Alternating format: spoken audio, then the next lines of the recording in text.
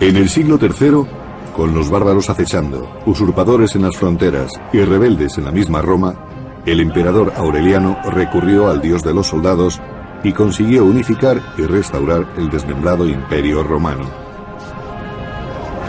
Pero fue asesinado antes de que sus esfuerzos pudieran dar resultados, dejando otra vez a la nación expuesta al peligro.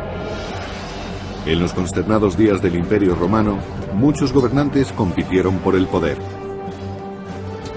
En medio del caos surgiría un hombre que eliminó a sus rivales y unificaría el imperio bajo un nuevo dios, Constantino, que no se detendría ante nada para salvar a una agonizante Roma. El Imperio Romano, Constantino el Grande.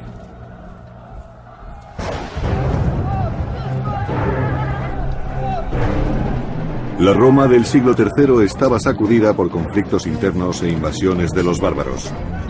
Pero en el año 295 después de Cristo surgió un grande y nuevo emperador que podría salvar al imperio. Su nombre era Diocleciano.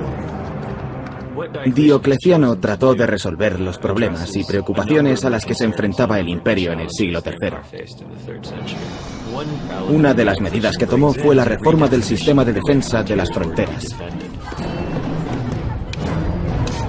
El emperador Diocleciano creó un ejército imperial móvil siempre dispuesto a reforzar las vulnerables fronteras. Uno de sus soldados más capacitados era Constantino, que entonces solo tenía 17 años.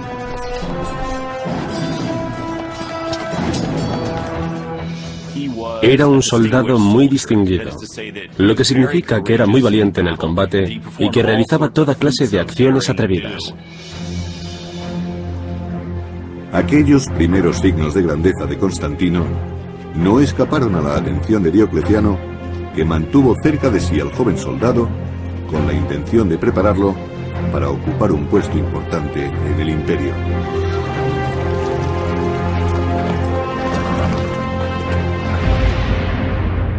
Otra gran reforma de Diocleciano fue dividir el imperio bajo el dominio de 4 coemperadores, uno en Illyricum, otro en Italia, el padre de Constantino en las Galias y Diocleciano en Nicomedia, Asia Menor.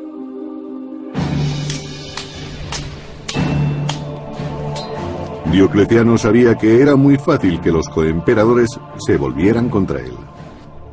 Para impedirlo, retuvo en su corte a sus hijos, incluyendo a Constantino, para que recibieran una formación militar especial bajo su atenta supervisión. Constantino fue enviado a la corte de Diocleciano, donde recibió la educación propia de la clase alta, literatura, filosofía. Estudió griego, que no todo el mundo lo aprendía, pero lo más importante es que recibió una educación militar. Pero la vida de Constantino en la corte era de todo menos cómoda. Para ser emperador y hacer de padre, Diocleciano gobernaba con mano de hierro. Con el tiempo empezó a gobernar con edictos que cada vez eran más instructivos hasta llegar al extremo. En ellos le decía al pueblo lo que debía de hacer para ser mejores ciudadanos y cosas de ese tipo.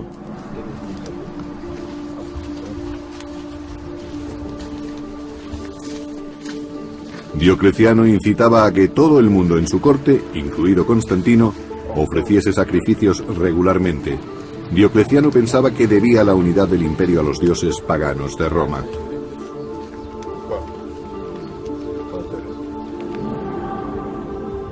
Pero otra religión estaba captando muchos adeptos, haciendo que peligraran los planes de Diocleciano. Los fieles de aquella fe adoraban a Jesucristo, el Hijo de un nuevo Dios. La Iglesia había crecido, no solo numéricamente, sino que tenía grandes riquezas y poseía amplios edificios. Era una institución muy próspera dentro del Imperio Romano. Una institución que Diocleciano veía como una amenaza para Roma. Creía firmemente que la salud del Estado y de Roma estaban ligadas a la religión romana, y que los cristianos representaban una fuerte amenaza contra ella. Los cristianos, que habían sido tolerados durante casi 40 años, formaban ahora un alto porcentaje de la población de las grandes ciudades. Era sabido que había cristianos tanto en el ejército como en la corte imperial.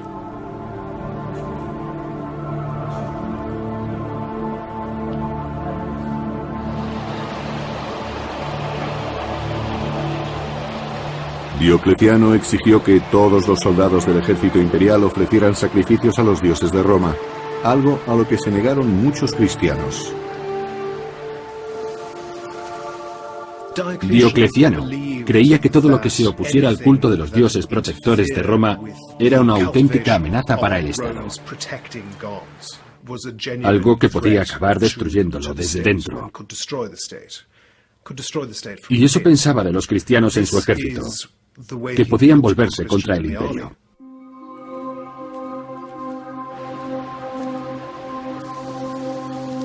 El castigo por desoír el edicto del emperador era la muerte, un acto brutal que Constantino, siendo soldado del ejército del emperador, estaba obligado a presenciar. Constantino empezó a preocuparse por el miedo y la discordia originados por las reformas de Diocleciano, una discordia que pronto se extendería fuera del ejército.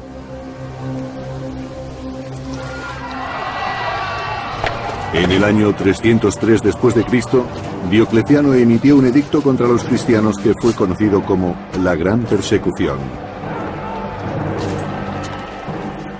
Tan pronto como se emitió el edicto de la persecución, se desataron unas crueles medidas administrativas.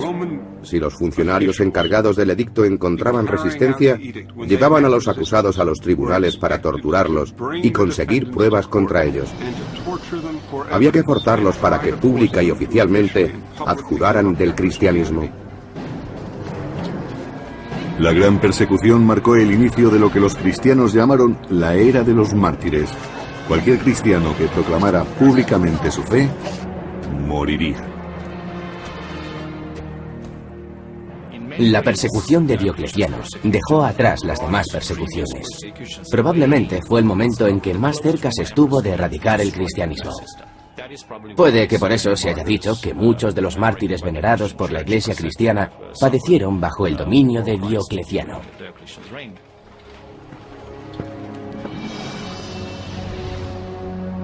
A pesar de sus diferencias acerca de las persecuciones, Constantino debía tener buen trato con el hombre que tenía su futuro en sus manos. Pero cuando Diocleciano cayó repentinamente enfermo y se vio forzado a retirarse, Constantino se quedó sorprendido al conocer que no iba a participar en el plan de sucesión. Diocleciano pareció comprender que Constantino representaba una amenaza, aunque hubiera participado en las campañas con él y se hubiera portado razonablemente bien en los combates. Se dice que hacia el final de su vida, Diocleciano tenía prisionero a Constantino en su corte para impedir que se reuniera con su padre y se relacionara con su ejército. Pero ahora, sin nada que lo retuviera en Oriente, Constantino decidió tomar las riendas de su destino y escapar del dominio de Diocleciano.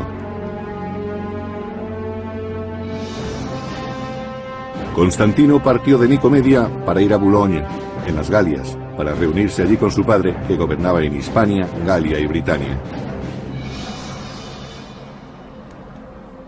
El padre de Constantino, el emperador Constancio, era ya muy viejo y no se encontraba bien. Además, estaba preocupado por la larga ausencia de su hijo. Pero en el año 305 después de Cristo, Constantino se reuniría finalmente con él, con un hombre por el que sentiría mucha más afinidad de la que jamás sintió por Diocleciano. Por lo que sabemos de la actuación de Constancio en Occidente, era una persona mucho más tolerante que Diocleciano, y desde luego sabía cómo ignorar algunas de las órdenes que había recibido por su parte.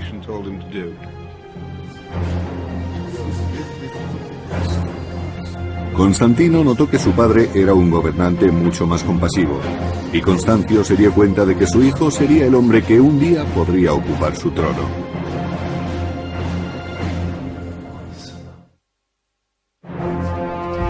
Cuando Diocleciano se retiró en el año 305 después de Cristo, Constantino pudo escapar de su rígido control y encontrarse en Occidente con su anciano padre Constancio.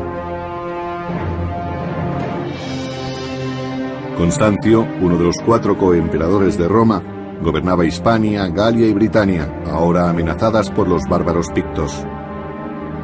En el año 305 después de Cristo, él y Constantino partieron de Boulogne para sofocar una rebelión en Britania. Los pictos eran una feroz tribu que vivía en la actual Escocia y atacaban desde hacía tiempo la Britania romana. Su sangrienta forma de combatir representaba una seria amenaza para Constantino y su padre. Esos vecinos bárbaros del siglo IV estaban mucho mejor organizados de lo que habían estado en generaciones anteriores. En Europa los ejércitos romanos tuvieron que mantener campañas mucho más difíciles que las de sus antecesores. Para empeorar las cosas, la salud del emperador Constantino decaía rápidamente. Que un emperador enfermo fuera a combatir, como cuando fue con su hijo a luchar contra los pictos, es otra muestra más de lo seria que era la matanza.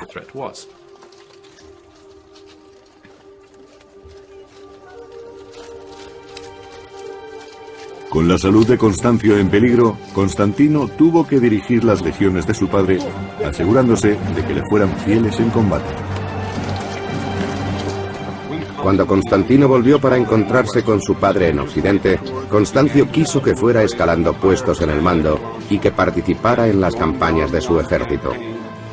Los soldados debían conocerle, pues sería más fácil ocupar un puesto en el gobierno del Imperio Occidental, que era lo que Constancio siempre había querido.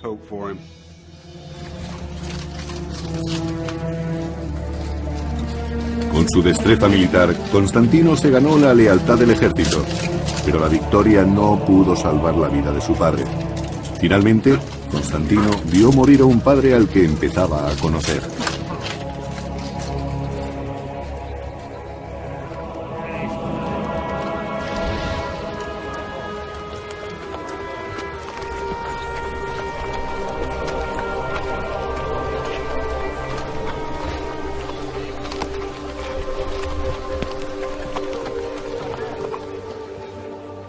Cuando murió su padre, el ejército proclamó emperador a Constantino.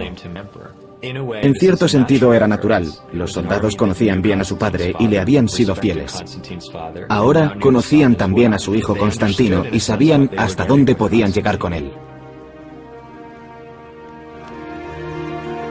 En un imperio donde la muerte de un gobernante conducía con frecuencia a violentos golpes de Estado, el acceso al trono de Constantino fue tranquilo e incruento.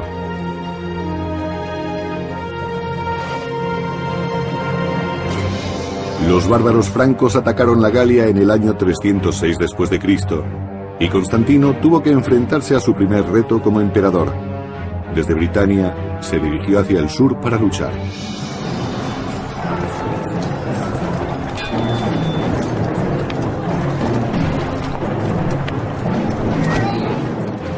Los francos vieron, con la muerte de Constancio, la oportunidad de aprovecharse de Constantino. Pero este demostró tener una gran capacidad como dirigente y los derrotó en la primera incursión. Constantino, ahora emperador, no perdió tiempo para demostrar su valía. Se suponía que el emperador debía estar personalmente al frente del ejército y también se esperaba de él que ejerciera el mando en primera fila. Parece que Constantino era un militar de una gran capacidad, con frecuencia dirigía las cargas de caballería en los combates y era un táctico muy capaz. También era inteligente y sabía que para ejercer el mando tenía que ganarse la confianza de su gente. Y los caudillos francos capturados le ofrecieron la oportunidad perfecta para conseguirla.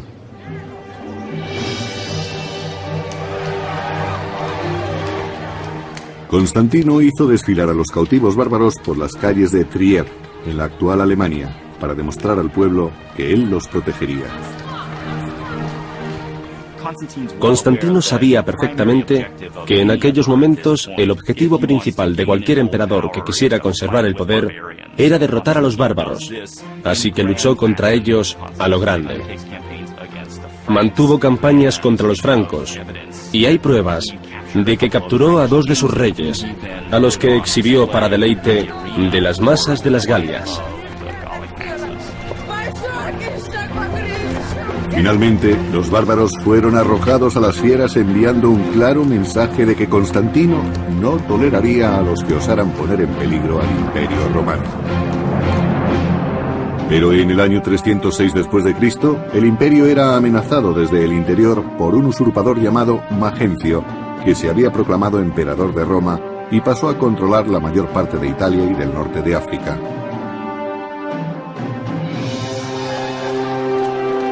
El usurpador, Magencio, ganó apoyos prometiendo recortar los impuestos y dar trigo gratis al pueblo de Roma. Como Constantino, era hijo de un coemperador anterior.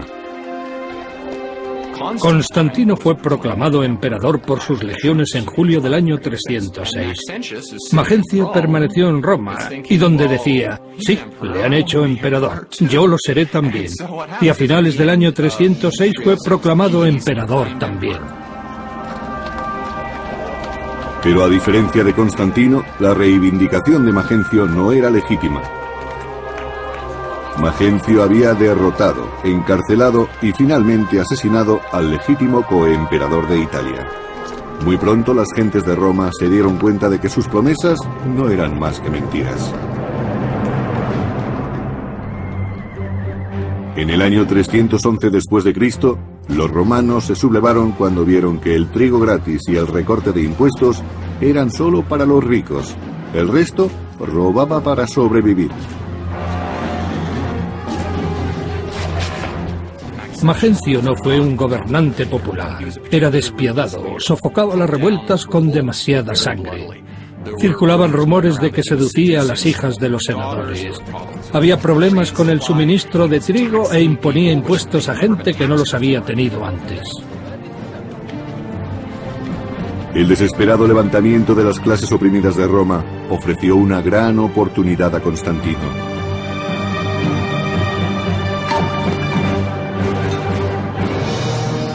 Con la esperanza de salvar al pueblo romano y de ampliar su influencia en Italia, Constantino partió de las Galias hacia Milán para cerrar un trato con otro coemperador, Licinio.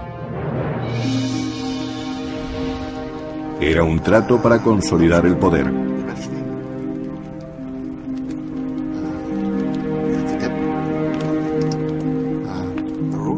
Para sellar su alianza, Licinio se casaría con la hermanastra de Constantino.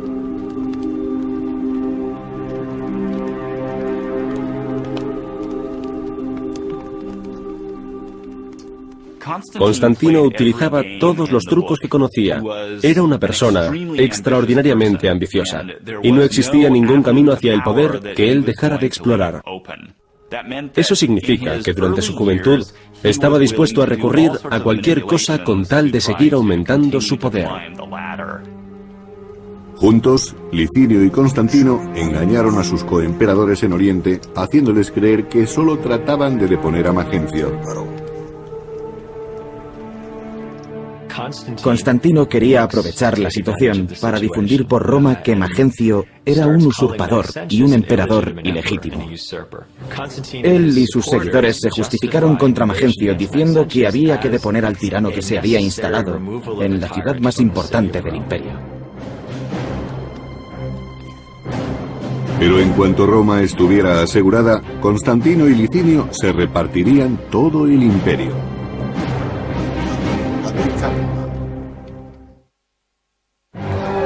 En el año 306 después de Cristo, cuando el usurpador Magencio se hizo con el poder en Roma, Constantino selló un trato con el también ambicioso coemperador Licinio para eliminar a Magencio y repartir el imperio entre los dos.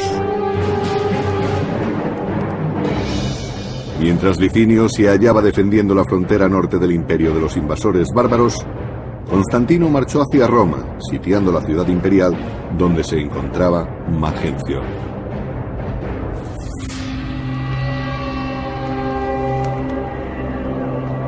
Tras las murallas de Roma, Magencio, pagano devoto, basaba su estrategia en la lectura de entrañas que hacía su sacerdote. Cuando tenía que combatir, Magencio se interesaba en recabar la protección divina recurriendo a los métodos que cualquier emperador romano hubiera seguido para disfrutar de esa protección. Desesperado por si debía esperar a que pasara la amenaza de Constantino o enfrentarse a él en batalla, Magencio buscó consejo en las profecías sibilinas. Magencio recurrió a las profecías sibilinas para encontrar una respuesta.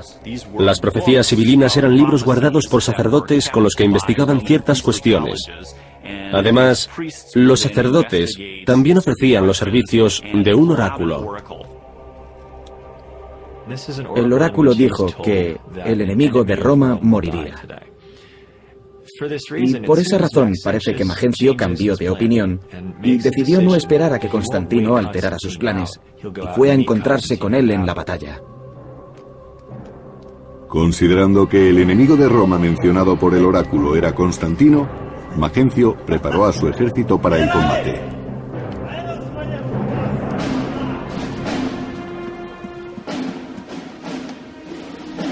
Mientras tanto, a las afueras de Roma, Constantino se preparaba para el encuentro con Magencio. Constantino estaba inquieto, pues sabía que sus legiones eran inferiores numéricamente. Constantino estaba muy preocupado por el número de sus fuerzas y aceptó el consejo de que rezara a algún dios. En respuesta a sus oraciones, tuvo una visión que interpretó como un signo cristiano. El historiador del siglo IV, Eusebio de Cesarea, nos relata lo que se cree que sucedió tal como el mismo Constantino dijo.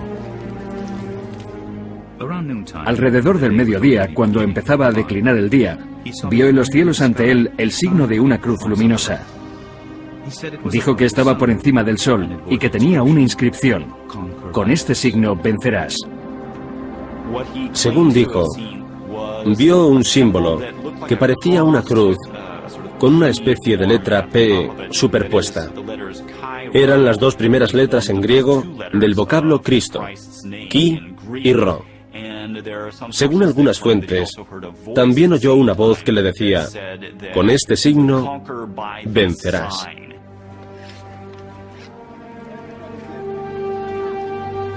Constantino ordenó a sus soldados que pusieran Chi y Ro en sus escudos como enseña, convirtiendo el símbolo del cristianismo en un objeto de honor y no de persecución.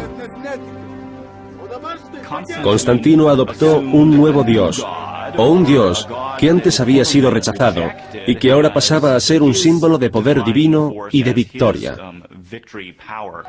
Aceptando el dios de los cristianos, el dios que había sido perseguido por anteriores emperadores, Constantino revolucionó las creencias. Con su conversión, Constantino transformó la inminente batalla contra el pagano Magencio en una prueba entre religiones. Constantino se encontró con Magencio en el puente Milvio, sobre el río Tíber. Era el único obstáculo entre él y su camino hacia Roma.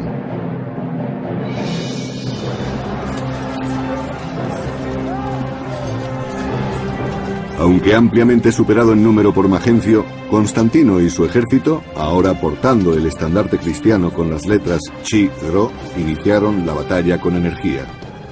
La batalla del puente Milivio fue muy importante. A pesar de que Magencio tenía superioridad numérica, sus legiones se vieron empujadas hacia el río por las de Constantino.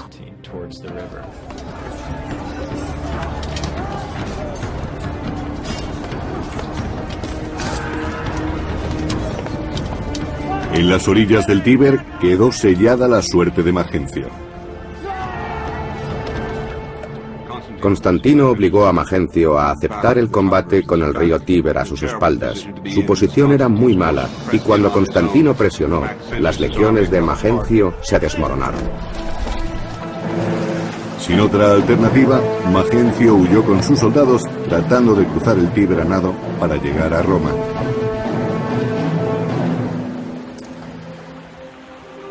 Pero Magencio con su pesada armadura no pudo cruzar el río. Días más tarde su cuerpo hinchado fue retirado del Tíber, dando prueba de que el régimen del usurpador había caído. Constantino ganó una importante batalla en el puente Milivio y eliminó a Magencio, y lo que es más importante, consiguió el control de medio imperio, incluyendo la rica provincia de Italia. La suerte de Magencio sirvió de eficaz recordatorio del poder de Constantino y de lo que podría ocurrirles a los que osaran oponerse a él. Constantino quiso recuperar el cadáver de Magencio para pasear su cabeza por Roma y el norte de África, y así demostrar que el anterior emperador estaba muerto y que ahora era él quien mandaba. La victoria contra Magencio probó ante Constantino que el dios de los cristianos era más poderoso que los dioses paganos de su enemigo.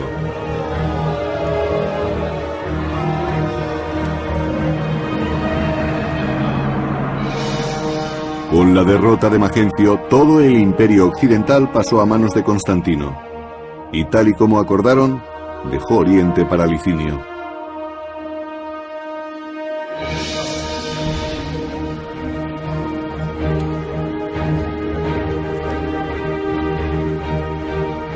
Se encontraron en Milán, donde Constantino y Licinio sellaron su alianza con una boda, como habían planeado. Constantino decidió que Licinio se casara con una de sus hermanastras, Constancia, para que se uniera a su causa. Linicio reconoció que era la mejor manera de sellar una alianza. Este matrimonio señaló el inicio de una política común, tanto por parte de Constantino como por la de Licinio. Una de las medidas políticas reflejaba la adopción del cristianismo por parte de Constantino. Los dos emperadores acordaron la forma de repartirse el poder. Y entre otras cosas, decidieron que el cristianismo sería tolerado en todo el imperio. Licinio no era cristiano, pero estuvo de acuerdo con Constantino en detener las persecuciones en todo el imperio. Durante un tiempo la alianza funcionó, pero una alianza que es fruto de la ambición resulta difícil de mantener. Constantino tuvo que reconocer que su único coemperador era también su mayor rival. Después de sellar una alianza con el emperador Licinio, Constantino derrotó al usurpador Magencio en el puente Milvio. Más tarde, convencido de que el dios cristiano le había concedido la victoria, Constantino se dispuso a demostrar su gratitud.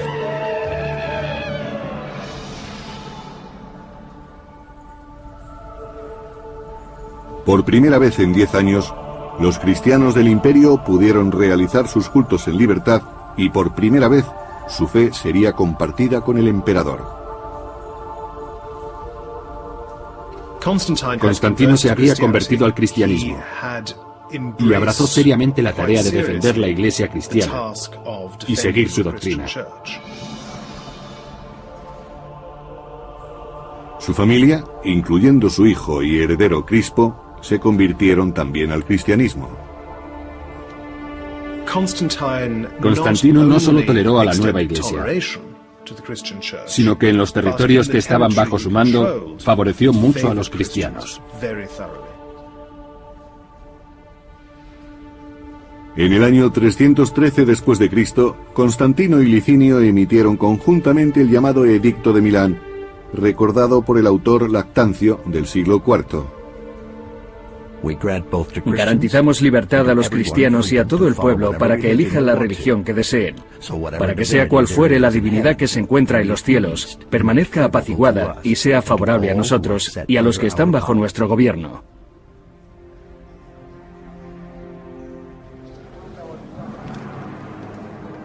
Pero en los años que siguieron, se deterioraron las relaciones entre los dos emperadores.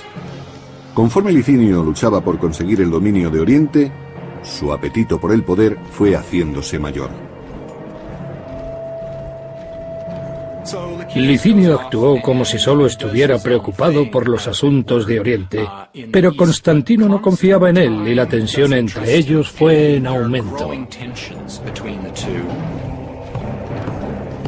Después de 9 años de compartir el poder, los dos emperadores ansiaban apoderarse de todo el imperio. una rivalidad que acabaría llevando a Roma a una guerra civil.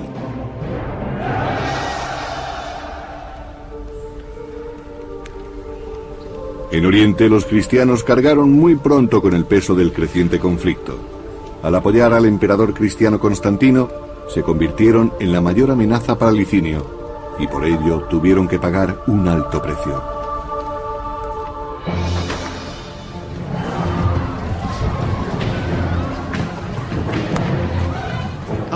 Una de las consecuencias fue la reanudación de las persecuciones.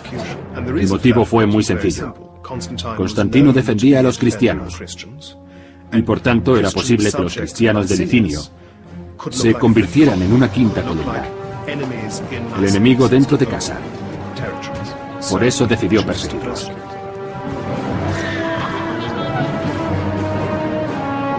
Al mismo tiempo que quemaban iglesias y libros religiosos, desapareció la antigua alianza entre Licinio y Constantino.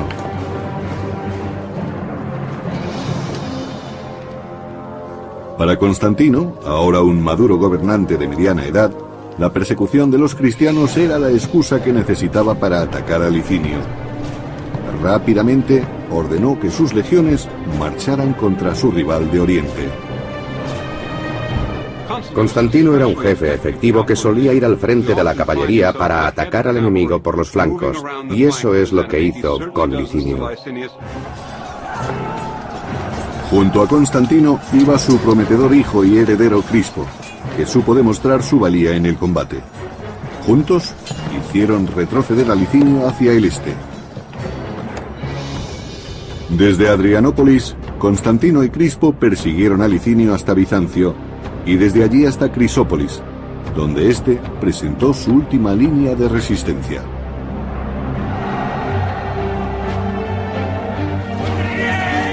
Allí, en el año 324 después de Cristo, arriesgándolo todo por el imperio, Constantino y Crispo se enfrentaron cara a cara con Licinio. Crispo heredó la capacidad militar de su padre. Era otro genio bélico. Sin su ayuda, puede que nunca hubieran tenido éxito en su lucha contra Licinio. Constantino y Crispo aniquilaron al ejército de Licinio luchando de nuevo bajo el estandarte del dios de los cristianos. Realmente la batalla de Crisópolis terminó antes de empezar. Constantino lanzó sus soldados contra Licinio sin encontrar ninguna resistencia efectiva. Consiguieron victorias fáciles. La confianza que Licinio parecía tener en sí mismo era mínima. Y en la batalla final, la victoria hizo que Constantino quedara como único dirigente de todo el imperio. Según Eusebio, obispo de Cesarea, las regiones orientales se unieron a las occidentales y todo el imperio romano fue agraciado con un único y supremo emperador. Prisionero en Nicomedia, Licinio tuvo que enfrentarse a un castigo brutal. Su único testigo era su amada esposa, la hermanastra de Constantino. Las relaciones que mantuvo con Licinio son muy interesantes. Hay que recordar que Licinio era su cuñado. Su hermanastra pidió clemencia para su marido y durante un tiempo Constantino fue magnánimo con él. Aunque los dos participaron en un banquete, Licinio fue enviado al exilio, donde sería ejecutado. A pesar de los ruegos de Constancia, la ejecución de Licinio llegó pronto y fue sangrienta, dejando claro que Constantino no mostraría clemencia ni siquiera con los miembros de su familia.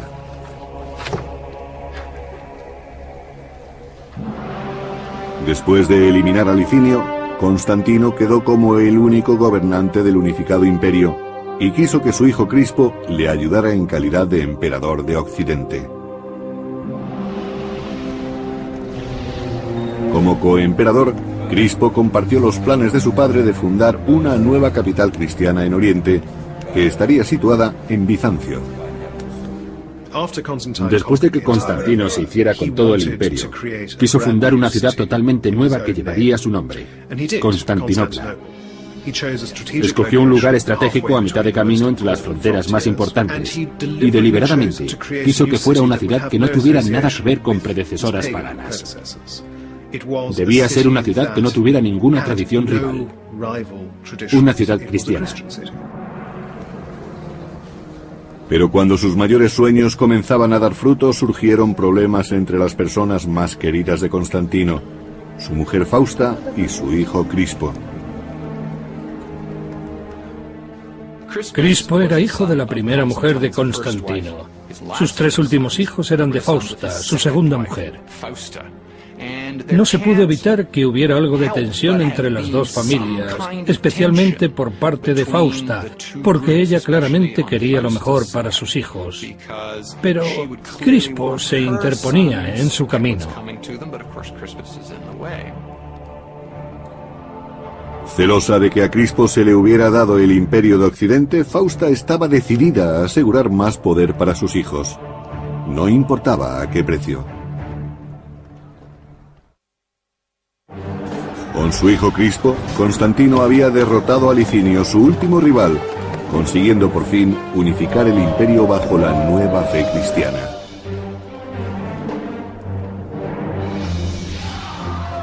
Pero la unificación de Constantino se vio pronto amenazada cuando surgieron diferencias dentro del seno de la Iglesia cristiana.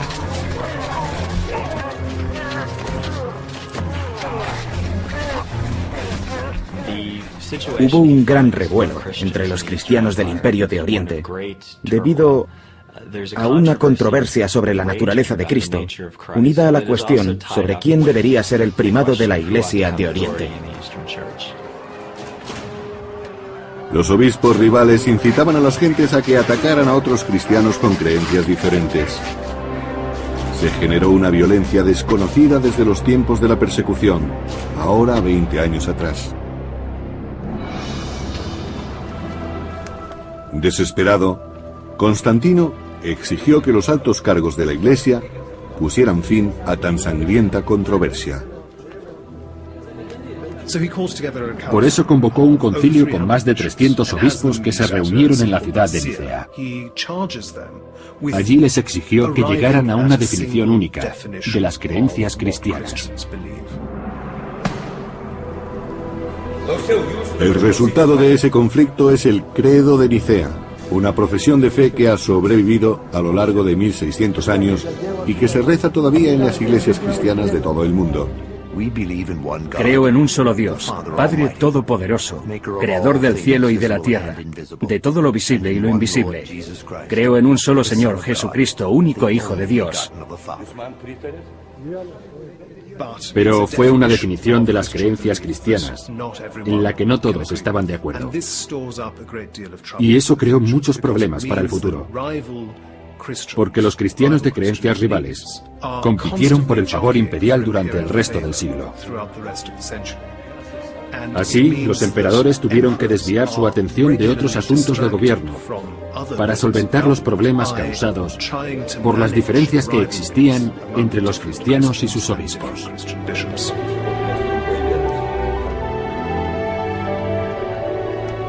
Quizás aquella distracción no dejó ver a Constantino lo que estaba ocurriendo entre sus seres más cercanos.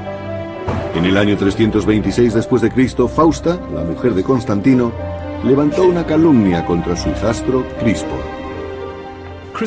Crispo era el hijo mayor de Constantino. Procedía de un matrimonio anterior, por lo tanto no tenía la misma madre que sus hermanos.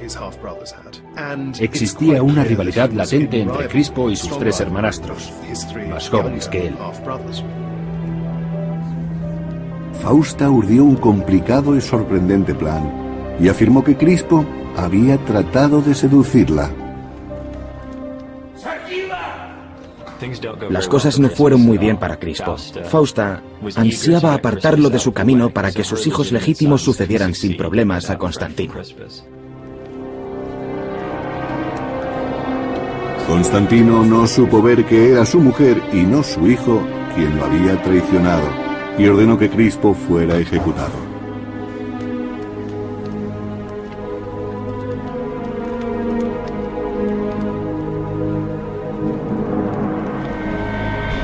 Prisionero en la lejana Pola, la actual Croacia, Crispo insistió en su inocencia.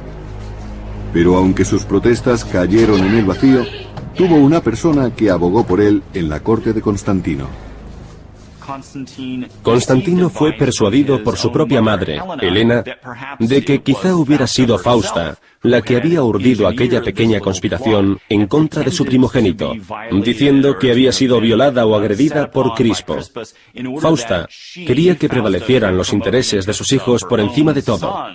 Constantino había actuado demasiado deprisa, pero se dio cuenta de ello. Fausta pagó su traición con la vida, pero cuando Constantino reaccionó, era ya demasiado tarde para salvar la vida de Crispo. Los guardias ya habían recibido órdenes de ejecutar al heredero.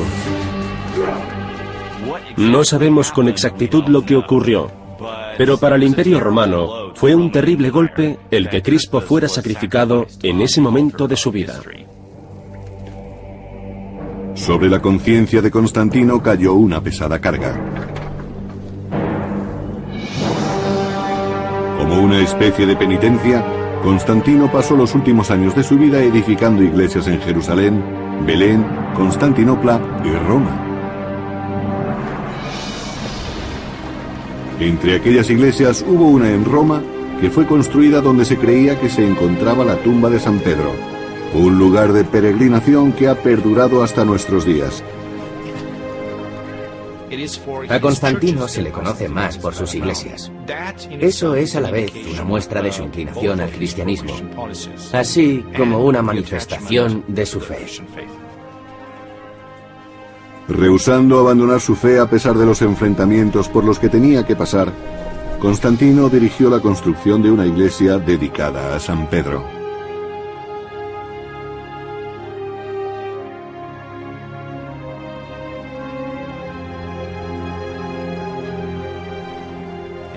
Fue una explosión extraordinaria de arquitectura, como no existía en todo el imperio. La gran variedad de planos se debe a los muchos arquitectos que participaron en su construcción, y lo que es más probable, por las propias ideas de Constantino, que intervino en casi todos los proyectos. Constantino confiaba en que su devoción borraría sus numerosos pecados al final de su vida.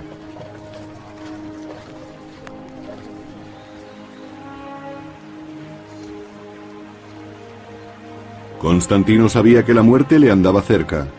Viejo y sintiéndose enfermo, solicitó finalmente el bautismo en el año 337 después de Cristo. Para Constantino era lógico que quisiera retrasar su bautizo, porque los emperadores tenían que hacer trabajos muy sucios. A veces, debido a su cargo, cometían pecados muy graves. Por eso, posponer su bautizo tenía sentido para él. Así, todos los horribles y sucios pecados que había cometido serían perdonados antes de morir. Perseguido por sus pecados, Constantino solo anhelaba morir con la conciencia limpia, purificado por las aguas del bautismo. Hacia el final de sus días, Constantino se convirtió en una especie de visionario que desde que fue bautizado solo quería despojarse de la púrpura imperial para vivir a partir de entonces como clérigo. Antes de morir, Constantino encontró la paz en la fe, según dejó escrito. Sé que he sido bendecido. Ahora soy merecedor de la vida inmortal, pues he recibido la luz divina. Constantino murió en mayo del año 337 después de Cristo, tras haber gobernado durante más de 30 años.